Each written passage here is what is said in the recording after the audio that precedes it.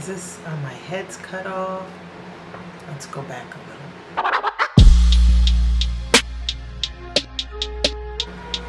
Story time. Thank you. So, we're gonna start over. Story time. Thank you for joining.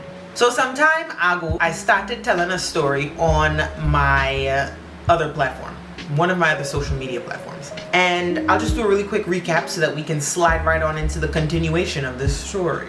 So some time ago, I was getting ready to go to work. And during this time, I wasn't a nurse yet. I was actually in nursing school and working, but I was working per diem or PRN. I was working without benefits. So if I had called off of work, if I had gotten sick, if I needed time off, obviously you already know I'm not getting paid for it. Everything was coming out of my pocket.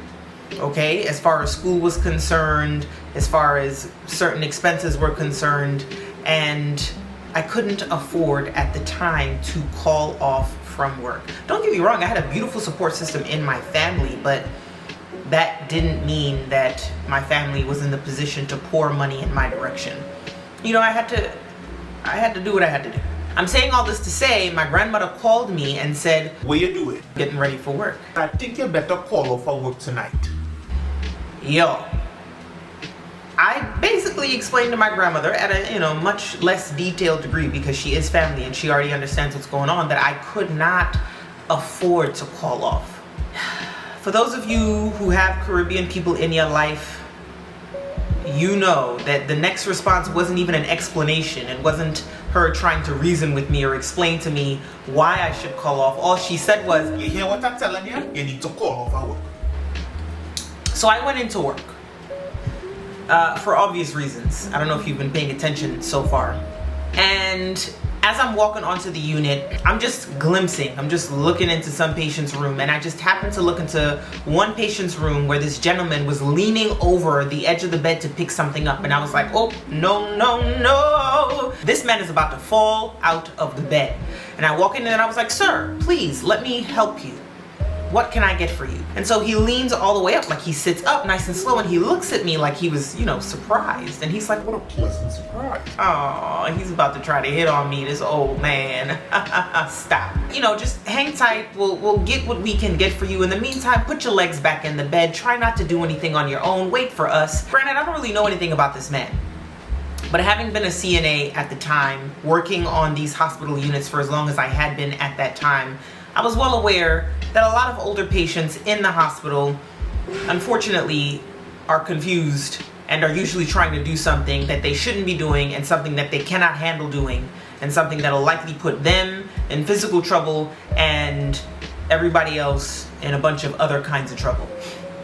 Just hang tight, we'll be back. It's change of shift. I will be right here.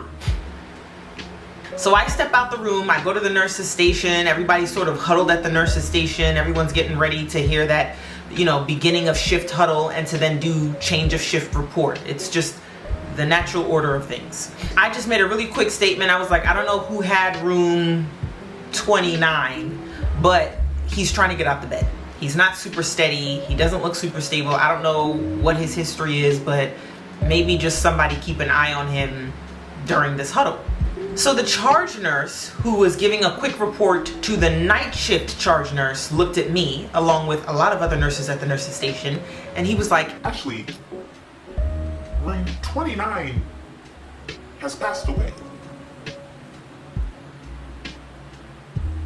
We're waiting on Living Legacy." I don't know if I'm saying this correctly, but there was a company that came to pick up the patient for the sake of utilizing their organs if the patient opted into donating their organs.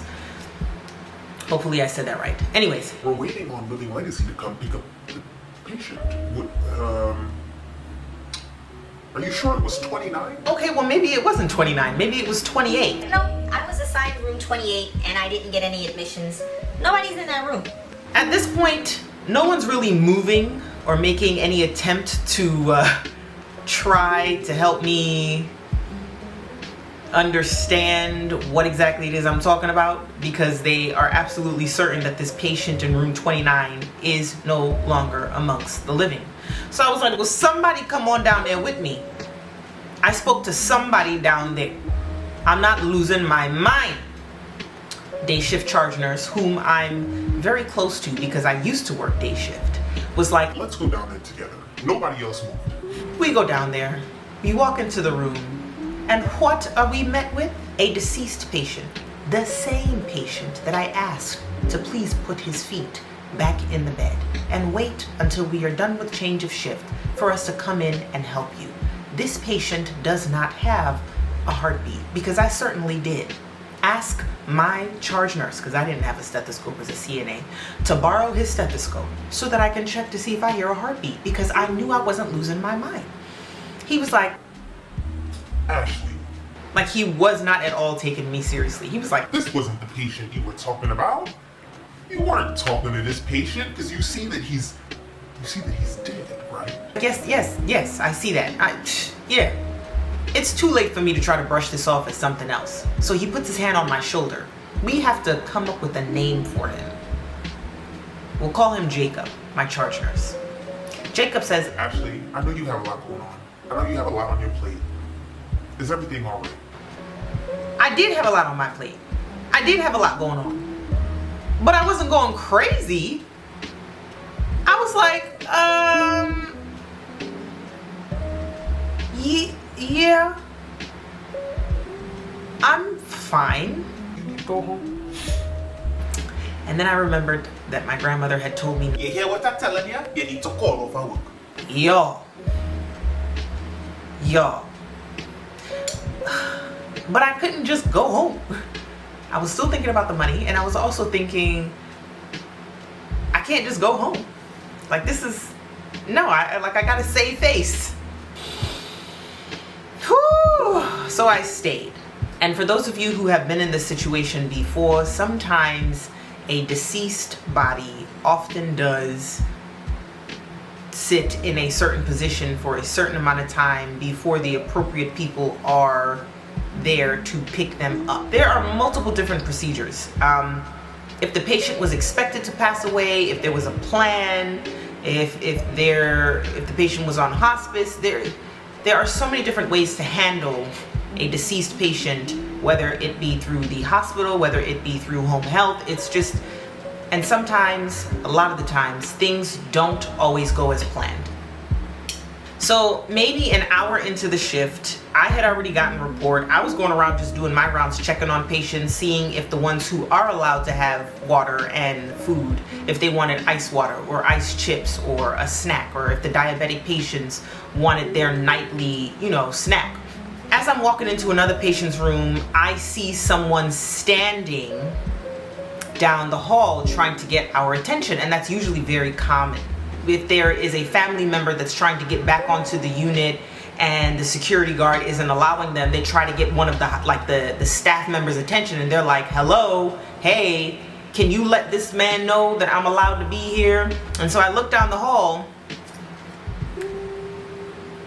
and it's the patient from room 29. And I was like, nah, no. I stopped what I was doing. I walked into the supply closet. I called my grandmother. What does my grandmother say? And I tell you, backside, to stay home. I tell you to stay home, Ashley. I tell you to set your skin home. You just can't listen to people. You just can't listen. So that was it. That was the final warning.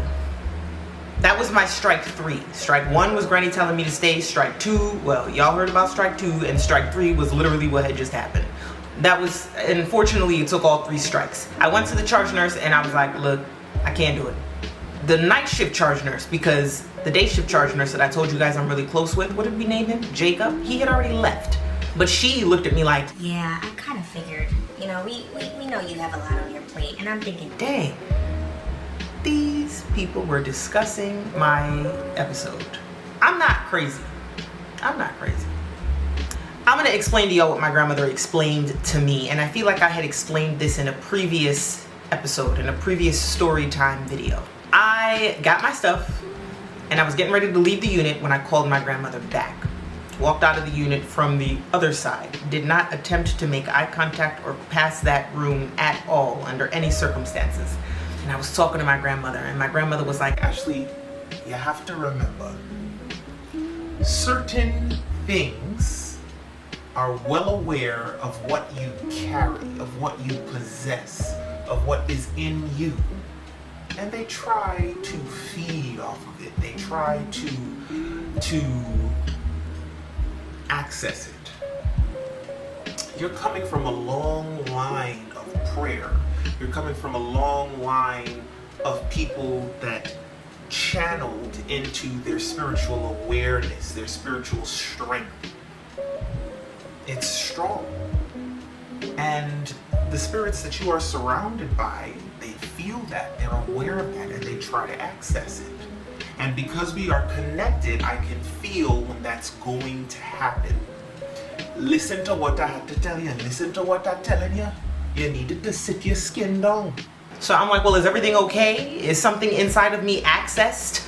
Am I at a deficit? She said, No. But in the future, pay attention.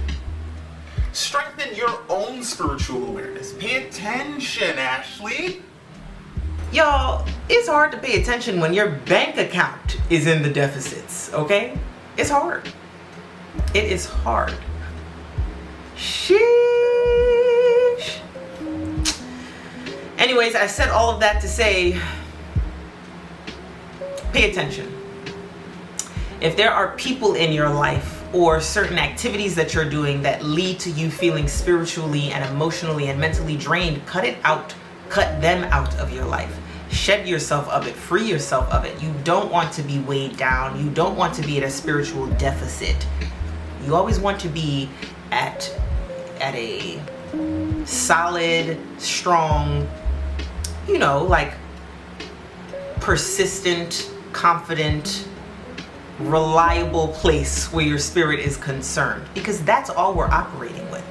That's all we really are. A lot of people call it energy, a lot of people call it auras, but your spirit speaks before you speak. And if I've learned anything from my grandmother and these warnings that I don't always take heed to, that is it. Pay attention.